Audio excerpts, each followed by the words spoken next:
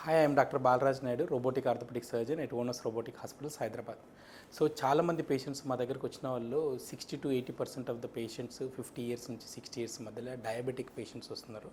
అన్ఫార్చునేట్గా వీళ్ళు చాలామందికి తెలియకుండానే షోల్డర్ పెయిన్తో సఫర్ అవుతున్నారు. నేను ఈ ఆస్క్ దేమ్ ఎన్ని రోజుల నుంచి సఫర్ అవుతున్నారంటే 6 months నుంచి 8 months అని చెప్తుంటారు. సో దీనికి మెయిన్ రీజన్ ఏంటంటే ఫ్రోజన్ షోల్డర్. ఫ్రోజన్ షోల్డర్ ఏంటంటే పేషెంట్కి ఓవర్ హెడ్ యాక్టివిటీస్, చేయి పైకి లేపడానికి, బ్యాక్ టచ్ చేయడానికి, కోమింగ్ చేసుకోవడానికి, షర్ట్ కానీ బ్లౌజ్ వేసుకోవడానికి చాలా ఇబ్బంది పడుతుంది. ఫ్రోజన్ షోల్డర్లో 3 స్టేజెస్ ఉంటుంది. ఒకటి first freezing stage. So freezing స్టేజ్లో మనకు క్యాప్సూల్ అనేది టైట్ అవుతుంది. నెక్స్ట్ ఫ్రోజన్ అంటే కంప్లీట్గా టైట్ అయిపోయి మూమెంట్స్ స్లోగా ఇంప్రూవ్ స్టార్ట్ అవుతుంది. Then last phase is around 12 to 24 months thawing stage అంటారు. It's a self limiting problem. యూజువల్గా ఈ పేషెంట్స్కి HbA1c చేసినట్లయితే వాళ్ళకు more than 9 ఉంటుంది.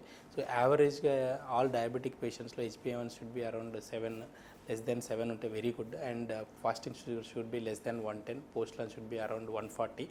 సో ఈ పేషెంట్స్ అందరికీ ఇనీషియల్గా ఫస్ట్ ఫేజ్లో వచ్చినట్లయితే మనకు 3 to 6 monthsలో ఫిజియోథెరపీ మెడిసిన్స్తో ఎక్సలెంట్ రిలీఫ్ ఉంటుంది. If they come in little late stage వస్తే ఇంజెక్షన్స్ ఇస్తే ఎక్సలెంట్ రిలీఫ్ ఉంటుంది.